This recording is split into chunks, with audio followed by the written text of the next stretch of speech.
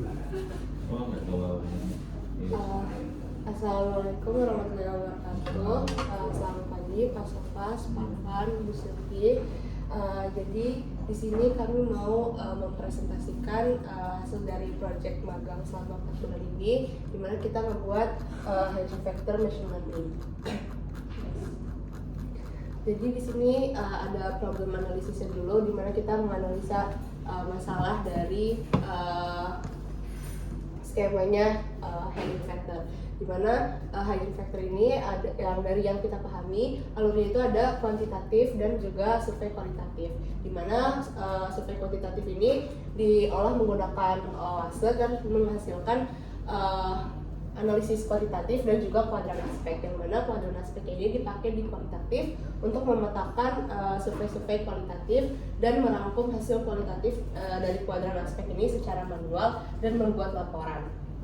Nah, di sini kami mengidentifikasi adanya pain points yang menjadi kendala dari pelaksanaan hygiene factor ini, khususnya di kualitatif, yang mana analisis komentar ini masih dilakukan secara manual dan jumlahnya itu mencapai ribuan. Nah, problem statement dari masalah ini adalah bagaimana caranya untuk mengembangkan solusi berbasis AI untuk membantu PLN UPAK khususnya dalam hygiene factor kualitatif ini. Nah, tujuan dari solusinya adalah yang pertama mengelompokkan sentimen setiap masukan dan mengelompokkan setiap hygiene factor sehingga report per aspeknya lebih mudah. Kemudian dari permasalahan tersebut kita membawa tiga solusi ini, yaitu melakukan binary classifications, yaitu melakukan klasifikasi tradisional menggunakan TF-IDF vectorizer, pipeline untuk mengklasifikasikan sentimen. Yang kedua adalah multi-class classification, di mana kita membuat 6 model binary classification untuk mengklasifikasikan 6 aspek hygiene factor. Nah, ini juga support kalau misalkan hygiene factor ini, komentarnya itu terdiri dari 2 aspek itu. Terus yang ketiga ada LLM summarization, di mana kita men-summary masukan dari karyawan itu menggunakan API Gemini dengan teknik prompt engineering based method. Baik, selanjutnya adalah model klasifikasi. Nah, di sini kita menggunakan baseline, itu dinamakan Hindobert, yaitu agar kita bisa tahu parameternya di mana. Lalu selanjutnya kita menggunakan traditional modeling menggunakan TF-IDF, Vectorized Language Search. Jadi kita ada 4 model, yaitu SVM, Logistic Regression, Random Forest, dan XGBoost. Nah, ini adalah untuk kode dari Hindobert-nya, yaitu ada tokenizer, model setup, sama training argumennya. Nah, ini untuk parameter juga yang digunakan kita pada SVM dan Logistic Regression, di mana kita tuh ada load sama data splitnya, lalu ada TF-IDF parametersnya, di mana ada feature-nya ada 5000 untuk SVM dan range gramnya di 1,2, supply internya itu dibuat kita dengan true, dan max TF-IDF max-nya itu 0 dari 9 dari 10 dan TF-IDF-nya 1,3, di mana ini parameter ini dibuat di SVM. Dan di SVM ini juga ada SVM classification dan ada grid search-nya. Dan untuk logistic regression itu sama, ada load dan data split, dan juga ada TF-IDF parametersnya, di mana untuk logistic regression TF-IDF parametersnya itu ada lowercase, max feature, sama n-gram range-nya itu sama seperti SVM. Tapi di sini ada perbedaan dari logistic regression, itu ada solver dan max feature-nya, di mana hyperparameter research-nya juga ada beberapa yang mirip dengan SVM tetapi berbeda di angka-angkanya. Dan lalu di sini juga ada grid search-nya juga. Lalu untuk model selanjutnya itu ada XGBoost sama Random Forest.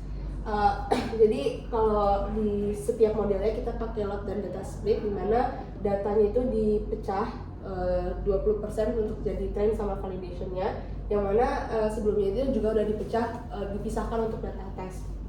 Nah, terus yang kedua ada TF-IDF parameters, ini untuk menilai token-token yang sekiranya penting, dan juga n-gram itu lebih ke kayak berapa potongan kata yang dianggap penting sama modelnya. Di sini kita pakai 1 sampai 2 potongan kata. Terus ada parameter XGBoost dan juga hyperparameter grid search. Jadi untuk setiap iterasinya dia akan nyoba berbagai parameter di setiap model ini. Sama juga kayak random forest. Next. Selanjutnya ada klasifikasi sentimen, di mana di distribusi data menaruh data keseluruhannya itu adalah ada 35.056 dan kita melakukan manual label datanya sebanyak 4.246, di mana kita yang tadi kita pecah menjadi data trend 3.821 dan data tesnya ada 425. Dan untuk distribusi sentimennya pada seluruh data pada manual labeling kita terjadi 49,1% itu negatif sebanyak 2087 dan positif sebanyak 2159 sebanyak 50,8%. Lalu untuk distribusi data trend dan data tesnya itu ada positif untuk data trend ada 1943 dan data tesnya ada 216 dan negatif 1878 dan untuk data tesnya 209. Sebelum lanjut, kenapa kita harus cari negatif positif kalau ini data bukan nyari kenapa ini sentimen analisis gitu ya, positif Iya. negatif katanya diperlukan untuk di hygiene factor menurut. Jadi di hygiene factor itu yang dianalisis itu cuma komentar-komentar negatifnya, Mas. Jadi ketika pas hygiene factornya itu positif, kita langsung buang dan kita langsung data trend yang negatif. Data positif negatifnya data trendnya dari ada di luar udah punya. Jadi kita nge-manual labeling dulu, baca Sama kayak aku dulu tuh tensis. Makanya aku bingung, emang udah ada datanya dari luar, tidak pernah tersedia. Sebulan pertama manual. Metodenya dipakai apa untuk Eh, memisahkan mana negatif positif? Kita manual labeling pakai spreadsheet sih Pak. Iya, Pak. Maksudnya untuk menetapkan bahwa dia negatif positif negatif positif negatif. Kita dapat datanya ada 6 ada terus lainnya. Jadi kalau misalkan kayak kalimat itu mengandung suatu area kritikan yang bisa diimprove, kita label itu sebagai negatif. Kalau misalkan kayak udah bagus, semoga tambah bagus, semoga tambah jaya, tapi tanpa nyebutin apa yang berjayanya itu, kita labelin sebagai positif. Tapi kalau misalkan dia menyebutkan kayak semoga kesejahteraan karyawan lebih diperhatikan, itu kita labelin sebagai negatif, walaupun kayak nadanya harapan tapi ada area kritikan yang bisa diambil gitu. Maksudnya negatif positif yang dimaksud ini bukan soal point of view. Misalnya kata jahat gitu ya, itu kan negatif, bukan itu kan. Lebih ke arah apakah itu bisa diolah sebagai suatu data. Istilahnya beda ya. Berarti manual per kalimat berarti. Iya. Selanjutnya bagaimana dia mengidentifikasinya itu? Selanjutnya pakai machine learning-nya setelah ini ya. Iya. Berarti hanya beberapa data yang jadi sampling ya, beberapa kalimat ini yang ditangkap sebagai positif itu kayak gini, negatif itu kayak gini. Tapi point of view positif negatif ini bukan dari kata jelek atau tidak jelek ya. Dari konteksnya. Dari konteksnya apakah dia itu membutuhkan pengembangan, perlu elaborasi lagi atau tidak? Iya. Jadi kalau dilihat dari sini datanya itu cukup seimbang antara negatif sama positif yang menjadi data trend kita. Jadi kita langsung lanjut ke model ini. Oke. Dibandingkan karena dibuat ngecek apa ya? Dan saya agak bisa. Kalau misalkan datanya tidak seimbang, berarti kita harus ngelakuin satu step lagi untuk sebelum masuk ke modelingnya, itu namanya augmentasi. Jadi diseimbangkan data-datanya, yang kurang itu ditambahin bisa lewat beberapa metode. Oke, ini ceritanya data kita nyari semua data negatif dan data positif dengan jumlah yang sama persis ya, atau bukan? Jadi karena kebetulan hasil manual labelingnya itu udah cukup seimbang, kita nggak seimbangin lagi. Oke, terus kenapa harus keseimbangan saya belum paham. Kalau secara machine learning, Mas, ketika satu data itu terlalu banyak dan data lainnya itu sangat sedikit, dia tidak akan buka dengan data yang sedikit. Oh, dia akan milih yang betul. Ya, jadi dia akan lebih cenderung menginferensi bahwa data itu adalah data yang mayoritas. Makanya ada teknik-teknik untuk membuat data itu seimbang, atau bagaimana cara kita menangani data yang lebih sedikit. Nah, karena ini case-nya sudah sama banyaknya, jadi kita tidak masuk ke penanganan data untuk menyeimbangkan data itu. Jadi langsung data ini bisa kita pakai untuk membuat machine learning si sentimen analisisnya ini. Dan awalnya kan ada 4246 data ya. Betul kan? Betul, Pak. Positif negatif itu adalah 4246 ya. 2087 ditambah 2159. Iya, betul. Betul ya? Mm. Ini kan tadinya data label yang manual ya. Berarti kan teman-teman menyengajakan untuk membuat secara proporsi seimbang gitu kan? Apa tidak? Bukan, Pak. Apa? Jadi kita kan mengambil sampel 4246 data. Nah, ketika melakukan manual data ini, kita mendapati positifnya 2159 itu tanpa tidak sengaja. Memang Manual itu kan maksudnya kita label itu satu. Iya, dibaca. Iya. Oh, bukan memilih kan? Oh, Bukan. Saya memilih data dari big datanya, saya ambil 4246 di mana seimbang, bukan gitu kan bisa 59. Bukan. Tapi ini langsung ngambil ini seluruh, pas dicek kok tiba-tiba seimbang gitu, kira-kira gitu kan. Iya. betul, Pak. Ketika kita mengambil 4246 data ini kita random sampling, Pak. Enggak, Oke. kita memilih. Kok bisa ya? Berarti memang secara Gitu. data besarnya Hijin seimbang mas komentar. Cuma ada juga sih, ya udah lanjut. Aku belum pernah. Aku pikir tadi sengaja dibilang. Ya udah lanjut dulu. Lanjut. Ini untuk klasifikasi sentimennya. Ini udah. Ini untuk baseline Indobert. Jadi Indobert ini model yang lebih modern dan lebih context aware. Jadi kita pakai sebagai baseline untuk menilai model-model yang kita bangun. Nah di sini kita ngelihat dari F1 score-nya, di mana kita mementingkan untuk F1 score ini nilainya baik gitu. Jadi untuk di kelas negatif dia mampu memprediksi 94% dan di positifnya itu juga sama sekitar 94%. Angka itu dari mana ya? Coba dari Jadi setelah di training dia kan akan memprediksi positif atau negatif, terus di match sama hasil manual labeling kita, terus dihitung ada rumusnya kalau F1 score itu dia lebih peka sama true positif sama true negatifnya, makanya kita pakai F1 score. Jadi kalau misalkan dia misprediction itu lebih kelihatan gitu Pak. Berarti ceritanya setelah di label itu adalah baseline, terus data-data train diambil, ditaruh di Indobert sini, Iya betul. suruh dia menilai secara sistem mana positif negatif, kita bandingkan dengan database kita, Iya. dan korelasinya 0,9 dan 0,94. Mm-mm. Jadi kalau Tapi dari dia 10 soal ya cuma dari 10 mungkin ya kalau 0,9 ya, anggaplah 0,9. Dari 10 soal berarti 9 benar, 1 salah kan gitu ya. Iya betul Pak. Nah ini dilihat dari hasil foundation setnya itu, dari seluruh total data setnya, validation setnya ada 18 yang dimana prediksinya positif tapi dia Ternyata negatif. iya sebenarnya negatif.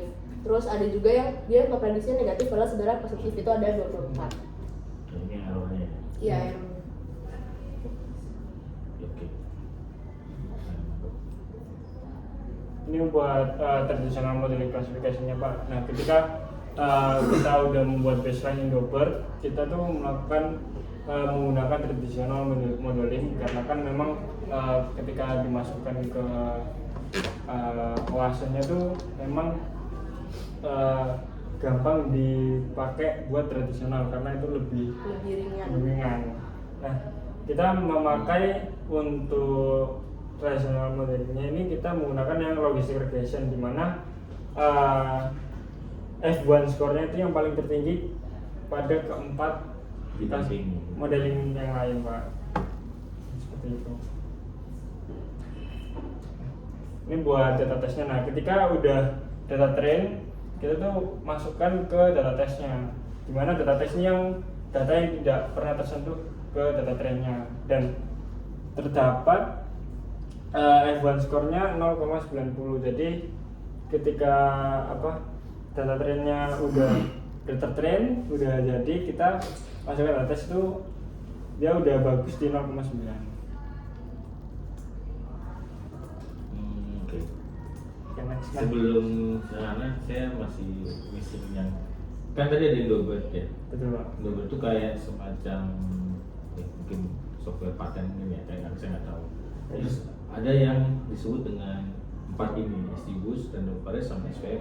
Ini kan kodifikasinya ya untuk masuk ke Iya. sistem. Kenapa harus bikin ini lagi kalau ada yang sudah paten? Ya. Jadi kalau misalnya kita menggunakan Indobird itu terlalu berat Pak ya. Oh, ini kayak coding manual ini. Ya, jadi Indobird itu sudah advance-nya mas, Ya. selevel di bawah GPT. Oke. Selevel di bawah GPT. Nah, kenapa kita pakai Indobird itu sebenarnya baseline kita. Iya, oke. Tanpa melakukan apa-apa sebenarnya Indobird itu bisa, Sudah bisa. sedetail apa sih? Iya. Nah, targetnya itu kan 0,9 sekian tadi.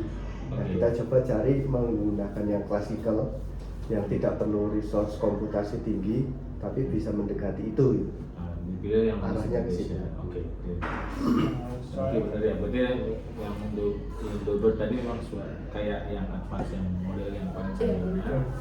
Cuma dia hanya untuk baseline. Iya. Terus dia kita coba yang lebih ringan dan murah. Inilah yang dipakai. Oke.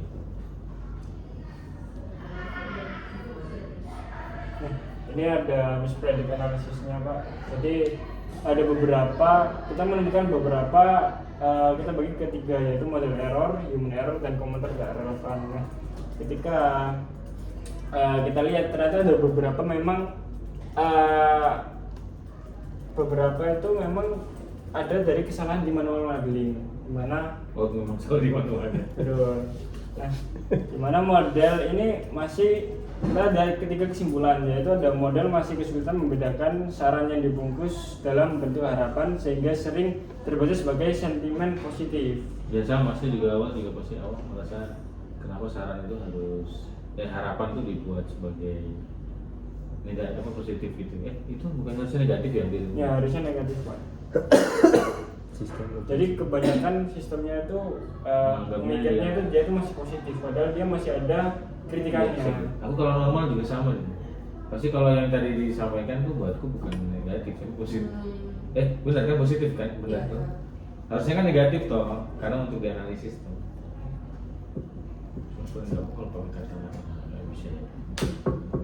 Soalnya kalau kita ambil itu Pak, datanya kebanyakan seperti itu semua Pak. Jadi negatifnya mungkin sangat sedikit. Iya, jadi kebanyakan mereka ngebungkus itu dengan kata-kata yang Positif padahal iya, negatif. padahal sebenarnya mengkritik sebenarnya. Iya. Misalnya kayak apa ya? Waduh, bedanya macet, padahal nggak dikasih air. Kayak, kamu tampan pakai baju yang baru ini. Hasilnya enggak. Atau enggak? Tunggu apa? Sepertinya hari ini kamu lebih cantik, sebelumnya tidak. Gitu-gitu ya maksudnya. Iya, kayak sarkasme gitu Pak. Lalu buat kesimpulan yang kedua adalah model juga keliru menangkap komentar positif yang disampaikan tanpa nada apresiatif dan justru menganggapnya sebagai negatif. Nah, ini juga kebalikannya Pak. Jadi yang positif malah dikira jadi negatif. Nah, buat kesimpulan yang ketiga adalah secara keseluruhan model masih terlalu sensitif terhadap kata kunci yang tertentu. Jadi kayak ada beberapa kata-kata yang dianggap tiba-tiba langsung positif, kemudian jadi negatif kayak satu kata gitu Pak. Masih terlalu sensitif. Contohnya ada nggak? Kalau yang kayak contohnya emang modelnya yang salah prediction itu kayak misalkan di sini Yang nomor 1 tuh bukannya benar, agar lebih transparan lagi dalam semua hal. kayak ini. Bukannya dia itu kayak Itu human error. oh itu namanya. Itu yang warna pink gitu. Oh alah, cari yang hijau apa kuning? Yang modelnya memang error yang kuning Pak. Oh, oke. Semoga semua berjalan dengan baik. Oke. Ya, oke. Kan maksudnya gini ya, kalau positif itu kan saat ini kan bayanganku tidak perlu dianalisis tadi ya. Artinya kan dia tidak mengandung kalimat-kalimat atau kata-kata yang cukup clue misalnya untuk melanjutkan itu pada proses lebih lanjut.